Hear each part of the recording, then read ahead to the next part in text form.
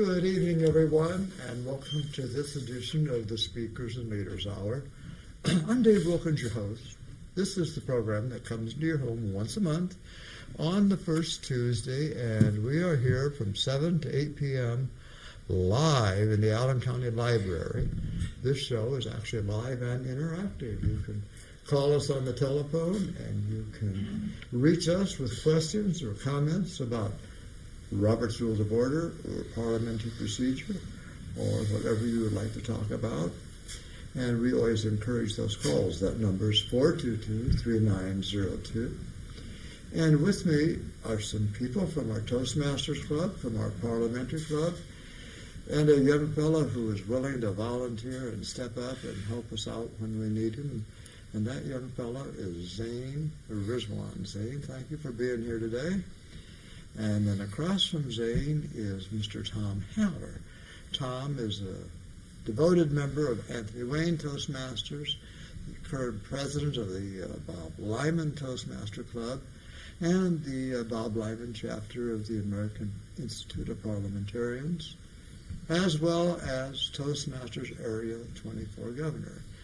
And the lady you see on the screen there right now is the lovely Marlene Purdy. She is a past district governor, a past double division governor here in Division B, and currently serves as Division A governor, as well as the Bob Lyman Club, and as well as, the advanced speakers, and I would imagine another one or two, Marlene? Or the Defiance Simply Speaking.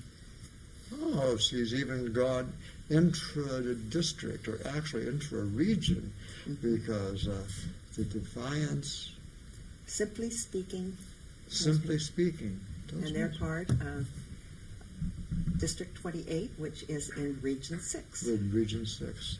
You know, that's an interesting thing about Toastmasters, the very fact that we have a border just 25 miles from here between Indiana and Ohio, and we have hundreds of Toastmasters just across the line, and unless they come here or we go there, we really don't know who they are, simply because Toastmasters is divided into 6 subdivisions. There's Toastmasters International, then we have regions, and Indiana-Ohio border is a region divider, and on the one side we have Region 6, which is part of Ohio, or all of Ohio, I'm sure. And a lot of Michigan and Canada, New York.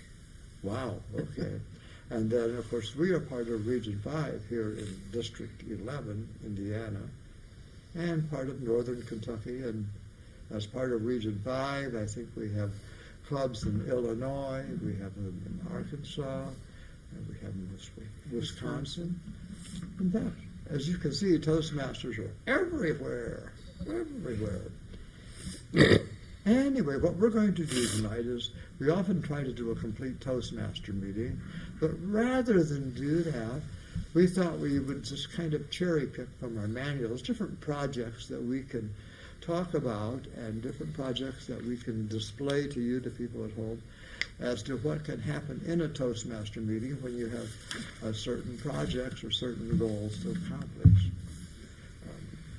In a few moments, we're going to do an interview with Tom Haller and myself, and this is part of the Communicating on Television manual, one of the 12 or 15 advanced manuals. But as I look around right now, I just think we ought to take a moment and talk a little bit about what's going on here in Division B. And Tom, do you have anything that is going on in your area that you want to share with us at this time? Well, we have a speech contest coming up. It'll be an area level contest. I believe it's the 15th. It will be on a Saturday morning. Mm-hmm. And, you know, the public is definitely invited. There really will be some very good speeches. There'll be the Tall Tales contest, which obviously will be a false thing that people make up. And it's often quite hilarious. There'll also be the more serious speeches, which are very good. And if you keep winning contest after contest, well, you probably would go on and become a famous speaker. So we have that coming up soon. Okay, thank you, Tom. And of course, as the soothsayer would sayeth, that you would have to beware the Ides of March, come the 15th, I believe. And that's when Shakespeare said that the soothsayer warned Caesar that he could be assassinated. Well, we heard from Tom, who was Area 24 governor, and now Marlene is Division E governor. Do you have any contests coming up that you'd like to talk about? We most certainly do. Ours, we've already had the one area contest. That was actually last evening up at Goshen, because Division A isn't around Fort Wayne. Division A is northwest Indiana. Oh, okay. So it includes Warsaw, Goshen, South Bend, all the way over to the Illinois line.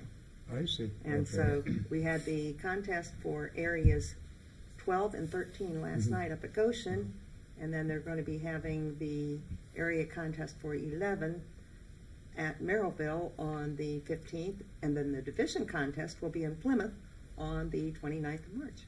Wow, we've got some busy times coming up here in the Toastmaster land. And Anthony Wayne is going to be hosting a open house. I believe it's next month, isn't it, Tom? Yes. We don't have a date for that right now, but when we do, we will certainly let you know what it is.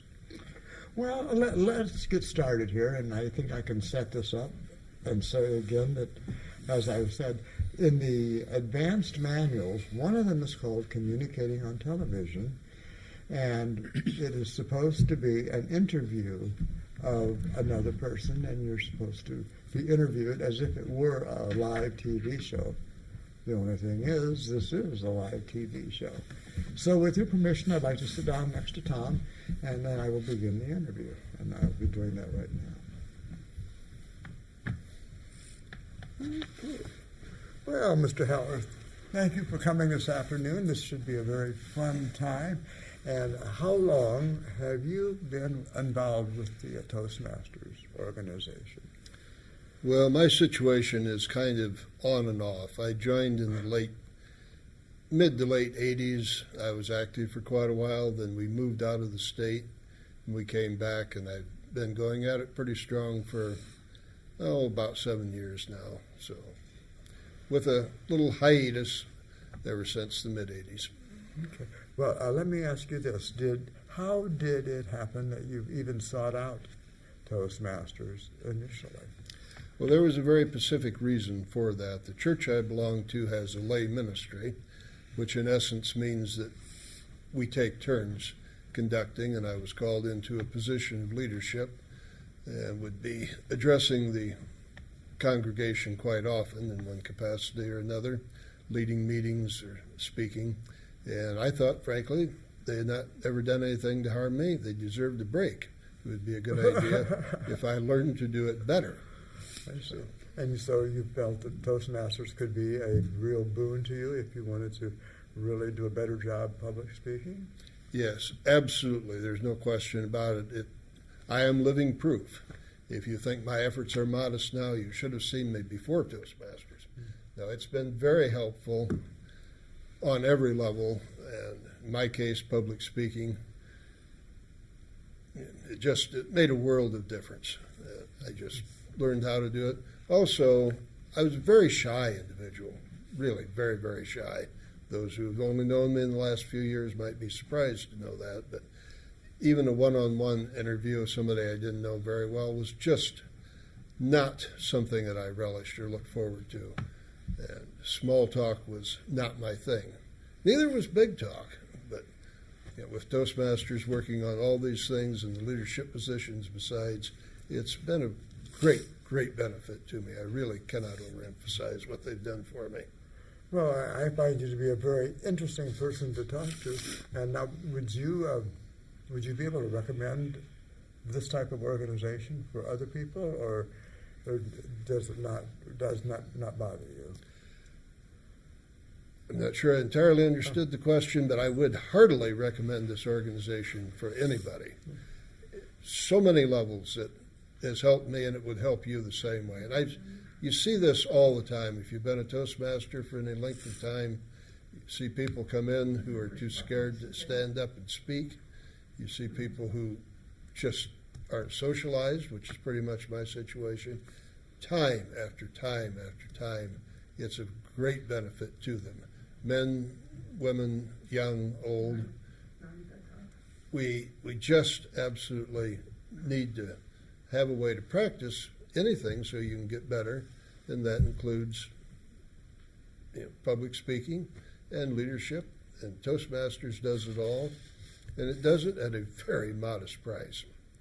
Well, I was wondering, now, when you go into a setting, it sounds like it's magic that it almost happens. But just what happens in a Toastmaster setting, and how does it work that you each get to give speeches and things? Is that what you do, is give speeches?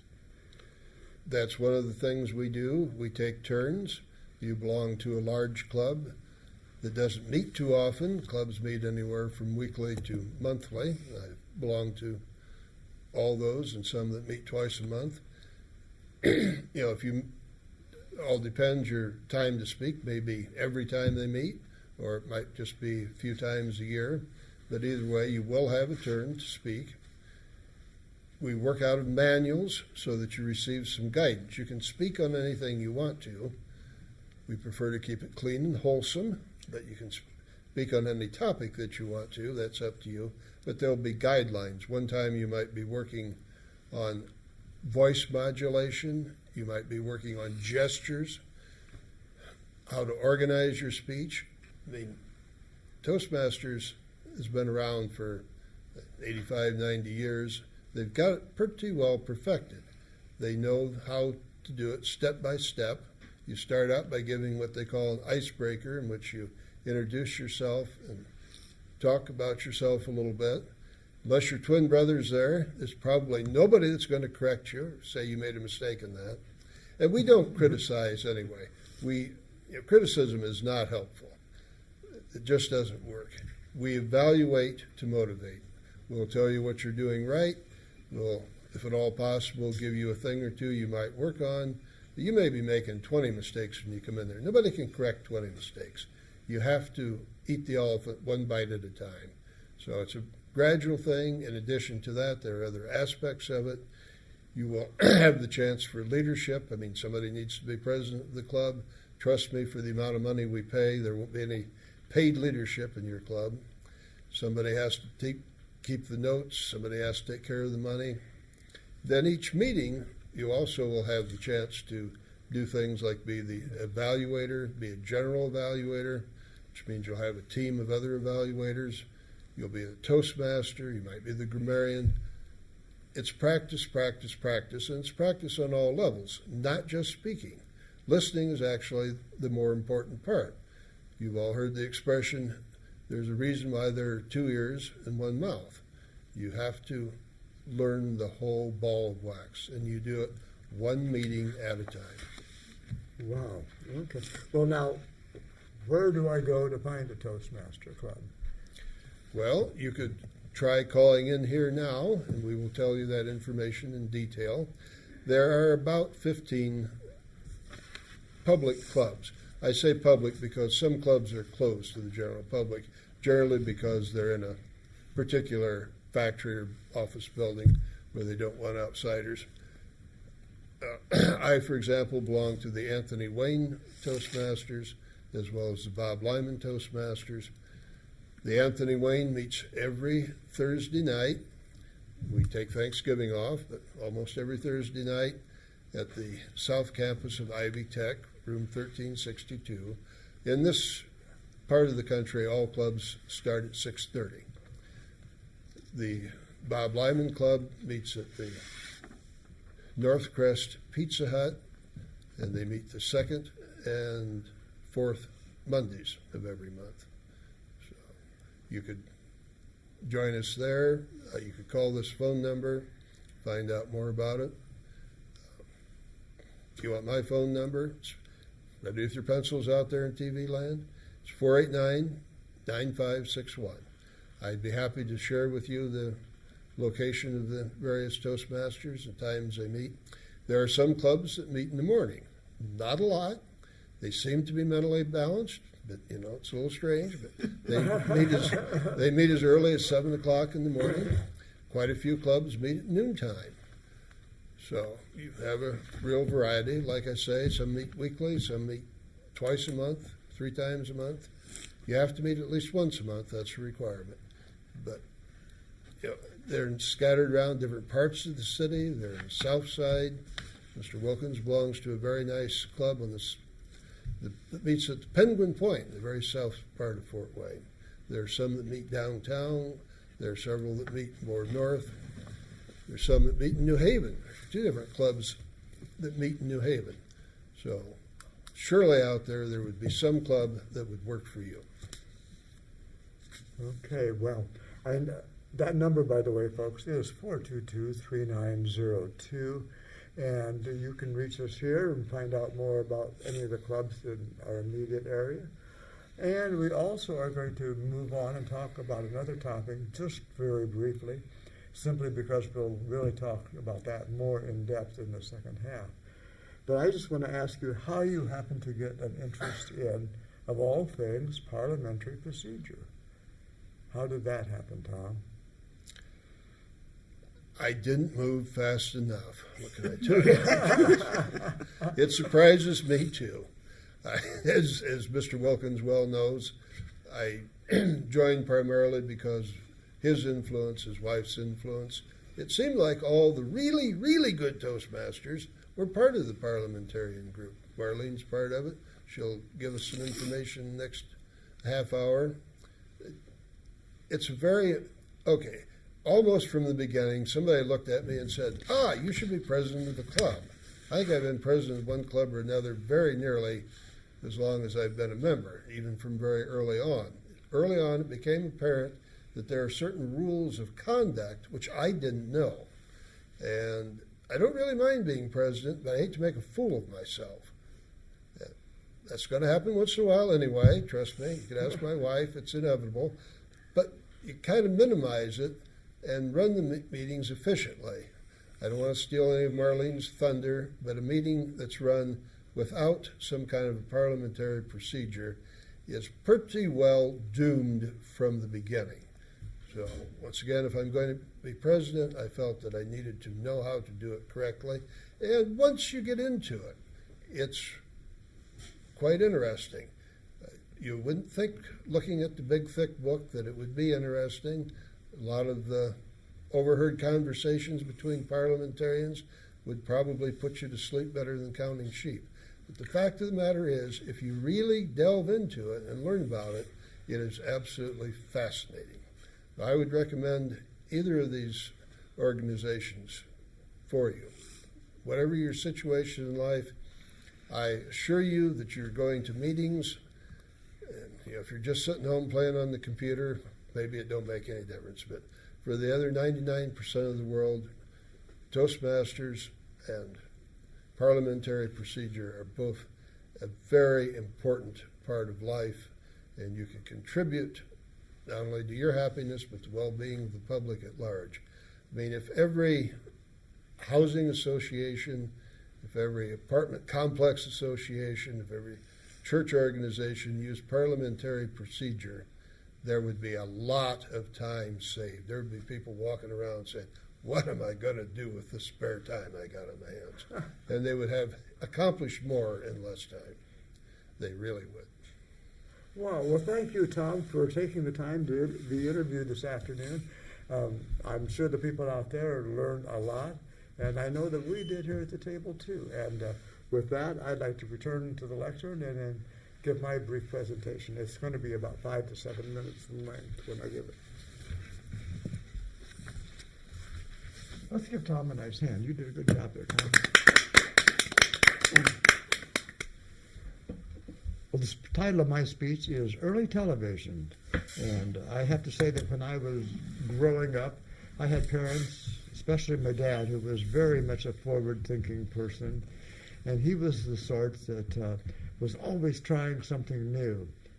In fact, when it came to television, and I'm talking about the late 1940s, early 1950s, television was really in its infancy, but here in Fort Wayne, there was no television. I think at that time there was a family that had a lot to do with the city council. Their name was Quimby, and they had a big involvement and a big impact with the movie houses here in Fort Wayne. So I think it was to their best interest if we did not get television too early. I remember a trip that we took to Toledo, Ohio. Ohio, very progressive state, had television way before we did, and my dad found this used appliance store in downtown Toledo, and he bought a TV set. It had a picture tube that was about 8 inches around, like a little miniature one today, only that little round screen was in a cabinet that was about 1 foot wide and perhaps 3 foot tall and about 3 foot deep and weighed a ton. I remember my sister and I sitting in the back seat with this between us, and we're holding it up so that it doesn't fall over all the way home back to Fort Wayne. Well, when Dad finally hooked it up and then got the aerial up, and now the aerial was a sight to behold. It was a great spidery thing that was made out of aluminum, and it was strapped to the chimney on top of our little bungalow. It kind of sat up there like a little spaceship type thing.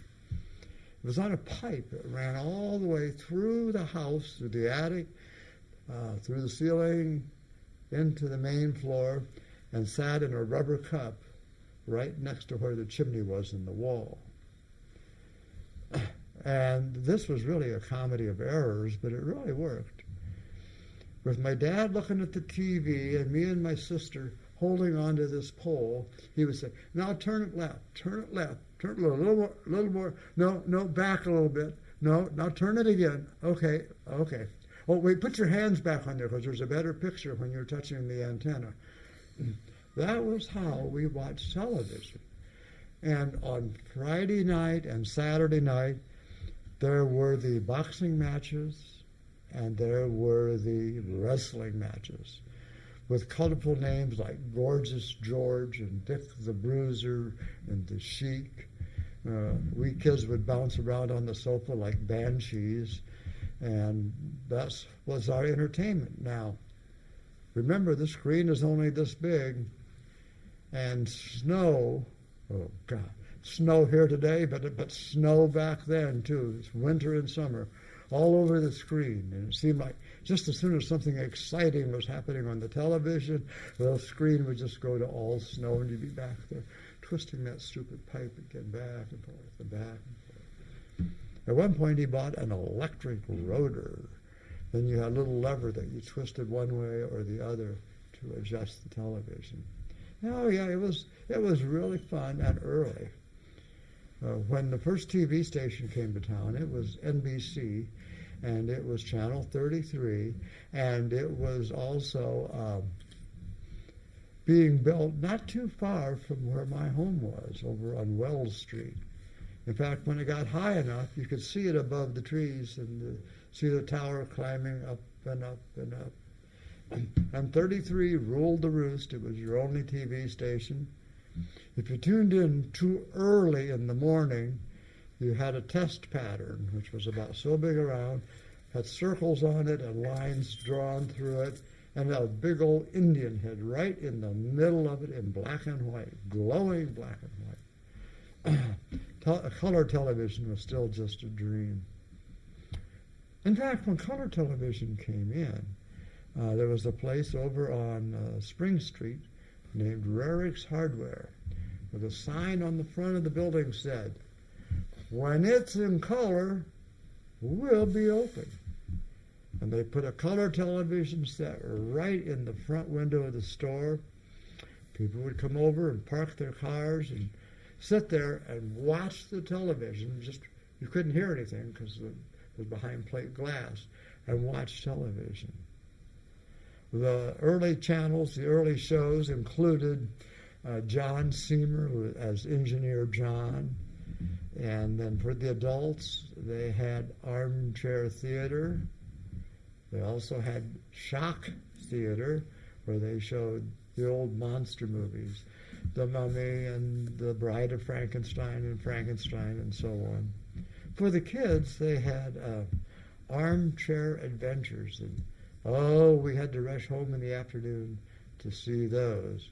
Armchair adventures included things like the 15-minute serials that would normally been in the movie houses, and there was the Mole People, there was Buck Rogers, there was Flash Gordon, there was Sergeant Preston of the Yukon, Hi-oh, Silver, brum, brum, brum, brum. There was also Howdy Doody and the Peanut Gallery, where the kids sat there and watched Clarabelle the Clown and Princess Summer, Fall, Winter, Spring. Oh my God, these names are going way, way back. The shows were fun, they were simple. NBC was first, followed by CBS. Then the latecomer was WPTA. Finally, we had the Fox network, which was 12, or WFFT. And then ultimately we had PBS. And PBS was really one of the latecomers.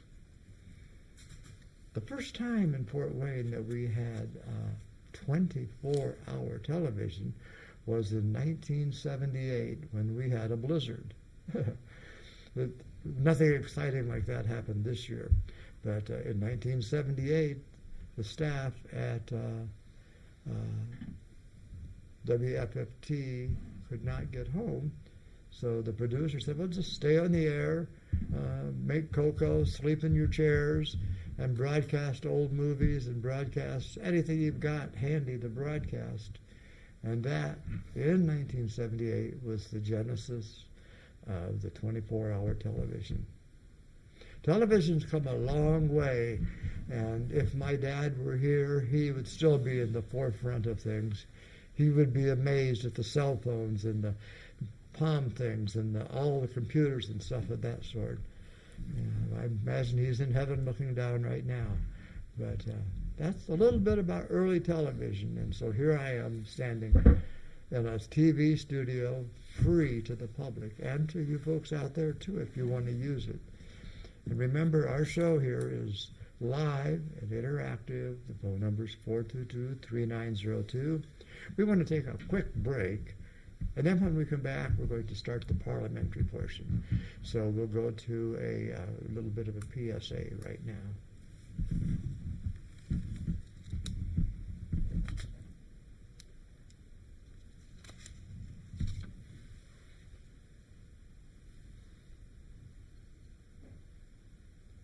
I think I surprised him. Thank you very much. And now for our next speaker, Stanley Lichner.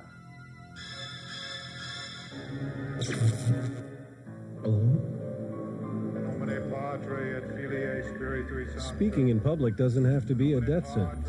At Toastmasters, we can help you overcome your fears.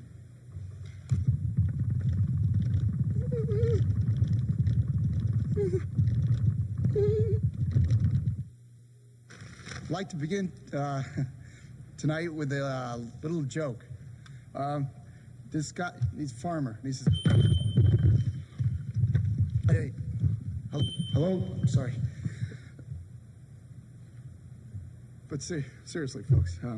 Speaking in public is no joke. Doctor says, chicken says. For help, call Toastmasters, the public speaking support group. The chicken. All the education in the world won't help you get ahead in life if you can't express your ideas effectively. Every day, competition for advancement gets tougher and tougher. You need an edge. A Toastmasters club can give you that edge. A low-cost learning experience for men and women. Toastmasters gives you the confidence to express your ideas to anyone. Get the Toastmasters edge.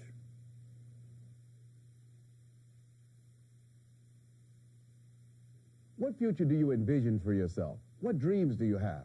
If you want your dreams to come true, you must have confidence in yourself and your abilities. A Toastmasters Club can help you build that confidence. A low-cost learning experience for men and women. Toastmasters shows you how to express yourself clearly and effectively. Make your dreams a reality. Join a Toastmasters Club.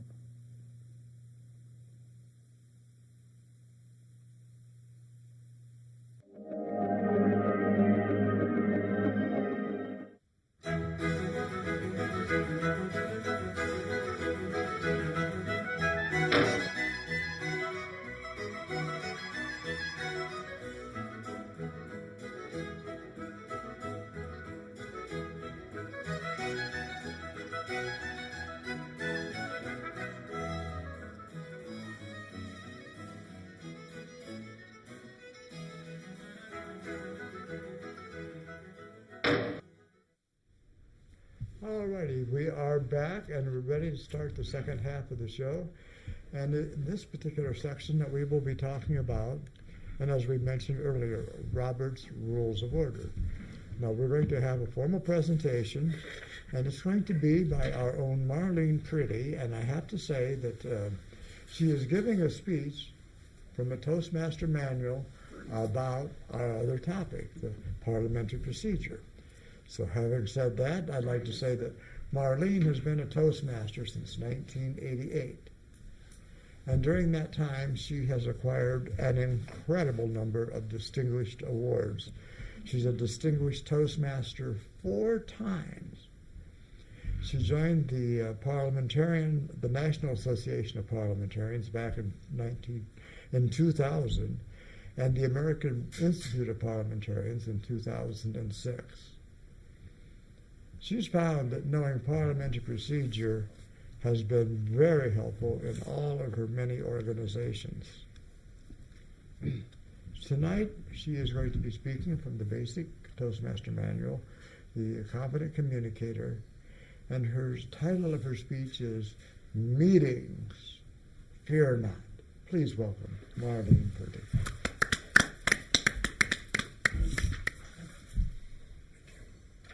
Thank you, Dave. How many of you out there in TV land just dread going to meetings because, number one, they're boring and they go on and on and on? I know I've heard it from a lot of people. But if they're properly run, that won't be the case.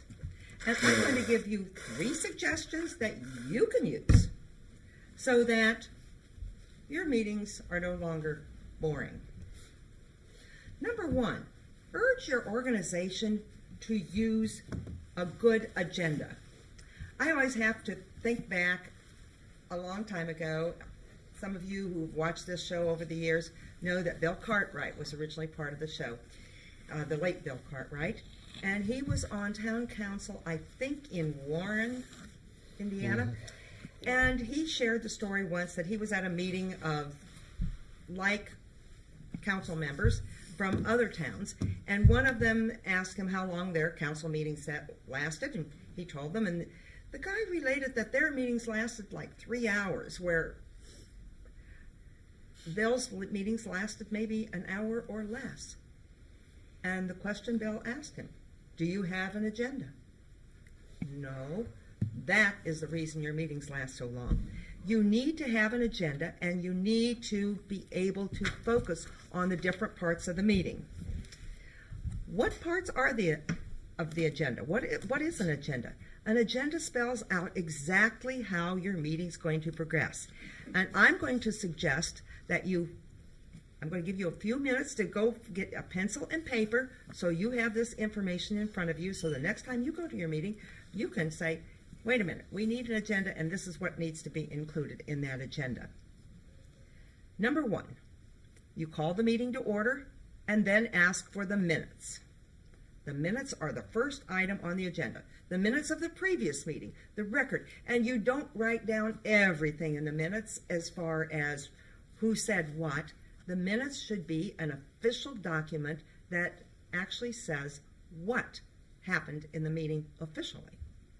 So all the discussion is not necessary. Now, sometimes they like to include some of the discussion so you have some history of what went on, but officially you only need the actual business that was transacted during the meeting in the minutes.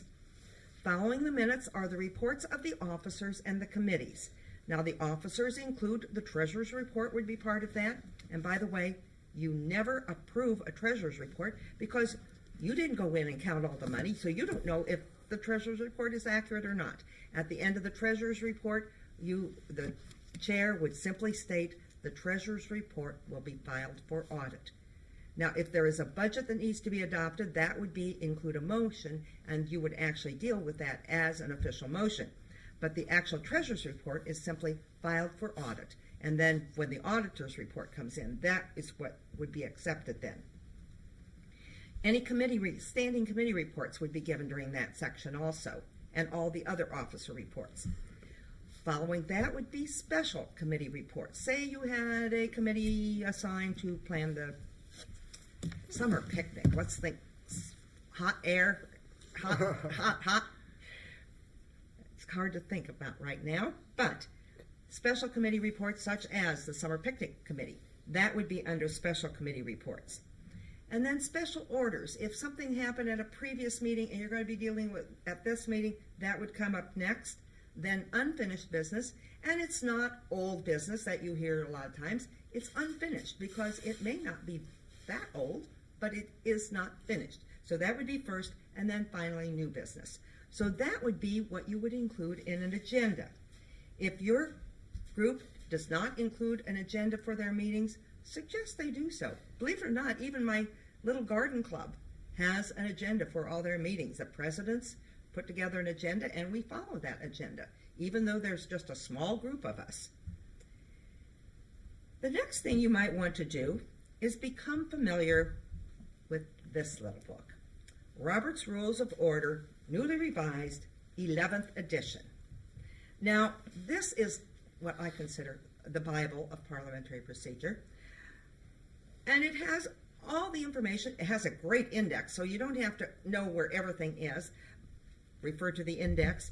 But then if you're kind of overwhelmed with that, there are a number of simplified versions out there, including there's a Robert's Rules of Order for Dummies, I believe, and then there are a number of other simplified versions that you can use as a reference point.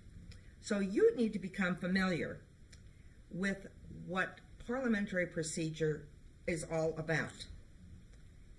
I might suggest you might even ask for a workshop for your club. If your club or organization is really, really bad at getting their meetings done efficiently, you might want to consider having a workshop for your officers. And guess what? We are available. Dave does workshops, Tom does workshops. All the parliamentarians do workshops on parliamentary procedures, and we're available. And Dave, what was that number again?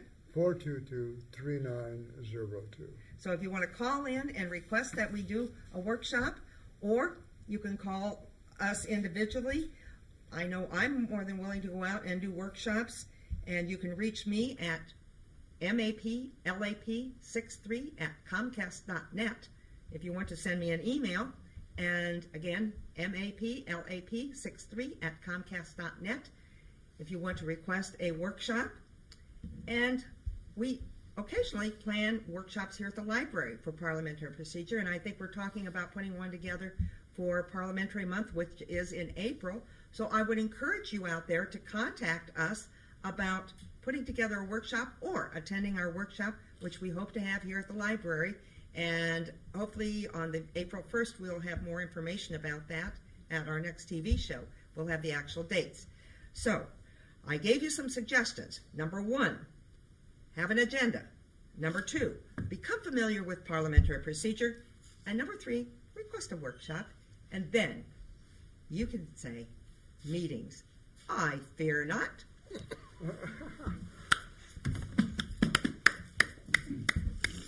All righty. Well, thank you very much, Marlene. Marlene could not have said it any better, and we have just a few minutes left here. And I thought that before we go this evening, we would like to kind of do a basic workshop and give you some dates for things that are going to be happening down the line. Now, our next TV show will be here on April 1st. I hope no one will trick us of any sort, ha ha ha, but we'll see. This workshop that Marlene talked about in the library will actually be on April the 19th. It will be in the Globe Room, and it will be, I believe we'll do mini workshops, like little 15-minute snippets. That way we can get several in over the course of several hours. In conjunction with that, we're going to have our gavel display, and you may even be able to shake the hand of Henry Robert and see what he has to say. Of course, he's the man that wrote this book. There is a story in here about Henry Robert and the meeting that he tried to chair, and it didn't quite work. He was asked to do so, and he thought, well, it can't be that difficult. Well, the meeting went on for an unbelievable 14 hours. And afterwards, nothing was resolved except to find out that the people who believed one side of the issue believed it even more strongly than they did before, and the other side of the issue, the same thing. So, as Marlene pointed out, one of the most important things that you can have in your meeting is an agenda. Agenda saves you time. It keeps everybody on the same page. It avoids hurt feelings. It shows that you are also prepared and efficient and ready to go. And as you heard Tom say earlier, if he was going to be the president, he was going to not make a fool of himself. Well, to give the appearance that you're not making a fool of yourself, the more things that you can do, the better to make yourself look like and act like a president of a club. For example, you can dress well and look efficient. You can make sure that you have one of these lecterns, a tabletop lectern. You ought to always have a gavel.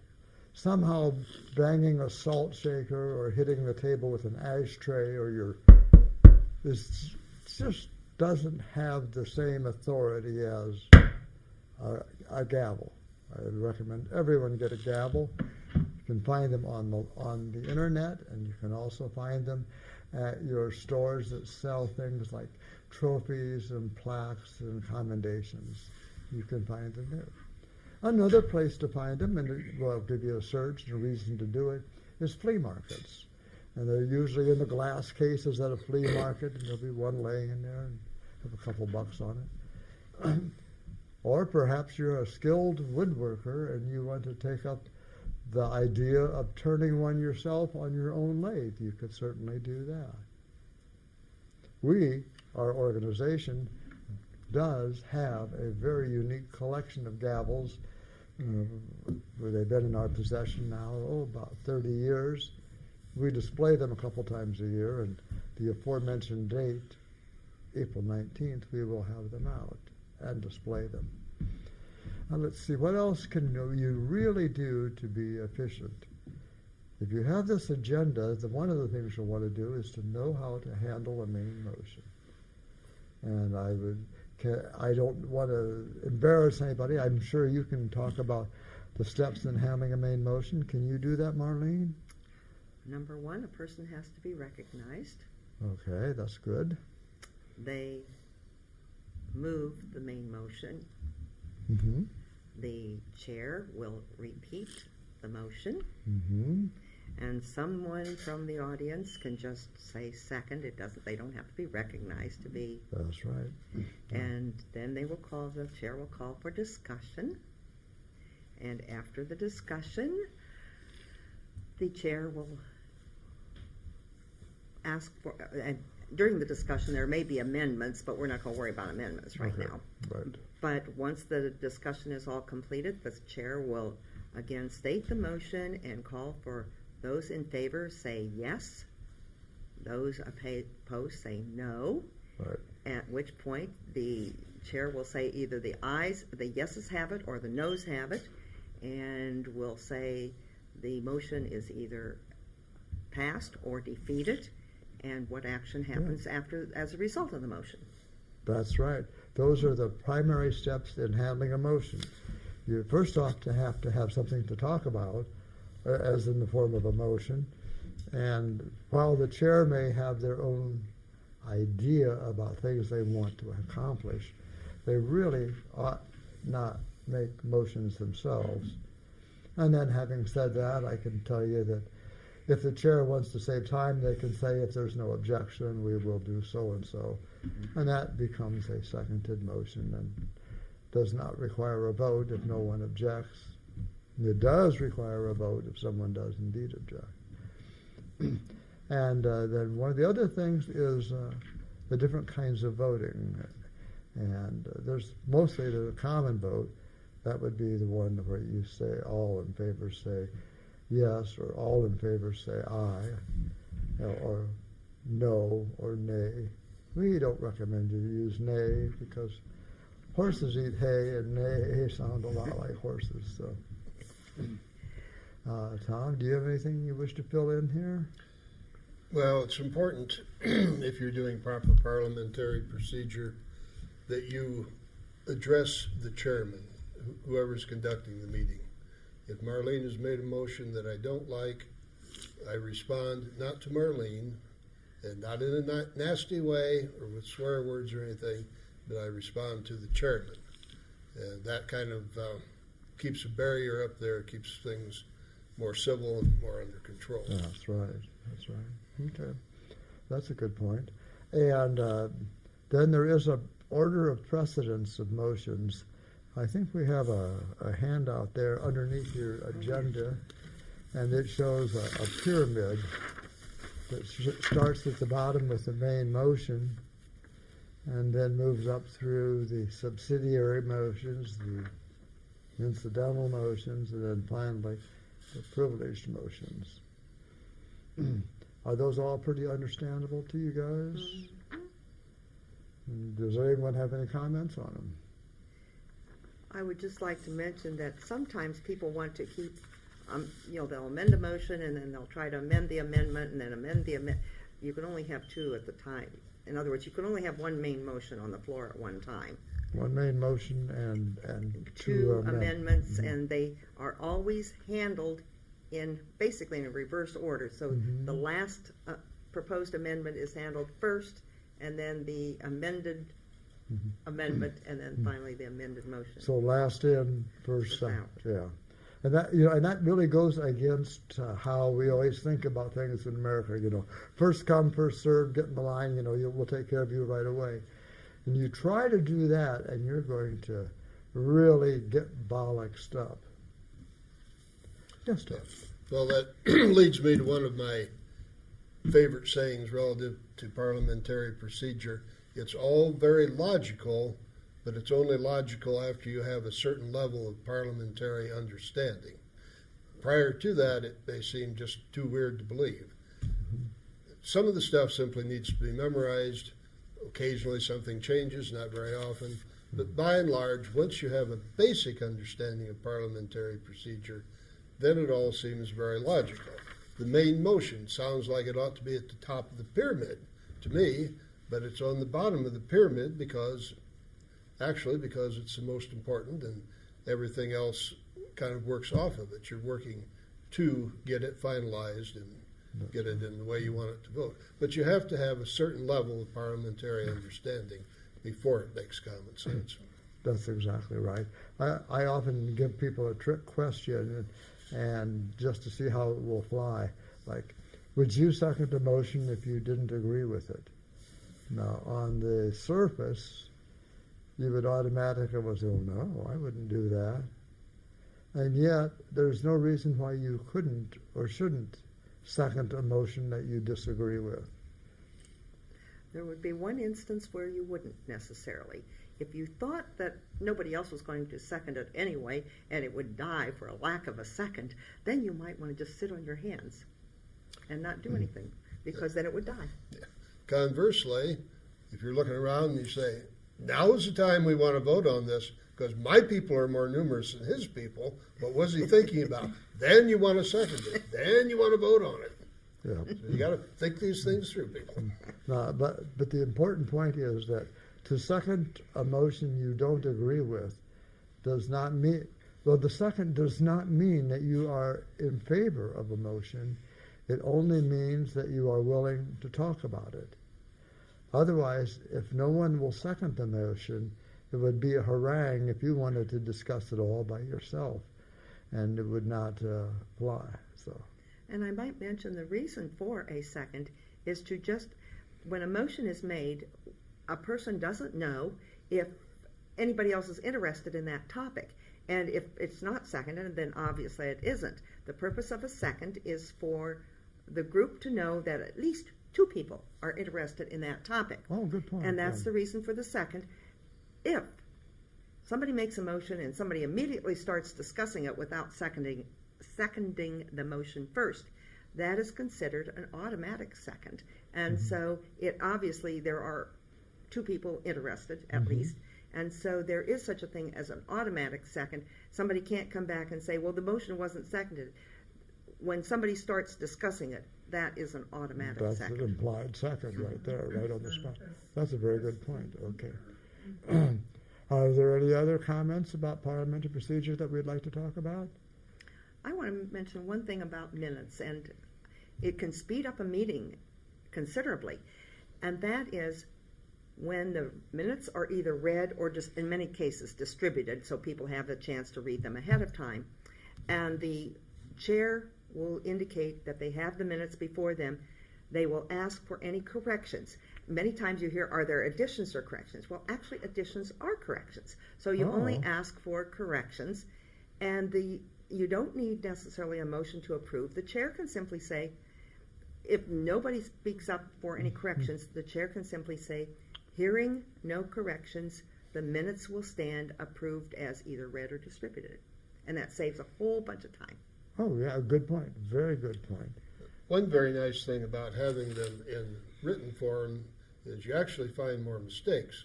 I mean, if you say John Smith, is it Jon or John? You know, so, and a lot of the corrections are small things like that. Generally, not a major flaw, but could be. I've heard people say, aside from obvious typos, are there any corrections? And obvious typos, I mean, they stand out simply because that's exactly what they are. Except sometimes I'm a secretary for a state organization, and sometimes you don't know about them because it's spelling of names and stuff that sometimes are horrendous, and you've misspelled them, and you don't even know you've misspelled them because the name's weird. If they were that obvious, I would think also that they wouldn't be there by the time they got to you. But Hey, well, listen, thank you guys, Tom Howler and Marlene Purdy, and of course, Zane Rizwan. Thank you for being part of the panel tonight. I especially have to thank our hard-working crew. Our audio people was Joseph Lawrence and the big tall guy, Otto Boucher. He had trouble getting us on, but I have to say that we're here. We had three great camera operators, Marty Stern, Don Rizwan, and Robert Boyd. Thank you one and all for being here tonight. This has been a fun show. Oh, well, we can always forget Elizabeth. No, and Elizabeth Lord, the dear little lady that put us on the air tonight. So, Elizabeth, thank you. And folks, thank you for watching out there. We'll see you next month on April 1st. And until then, may all your meetings be fair and efficient, and also all your Toastmastering be done well. God bless and good night.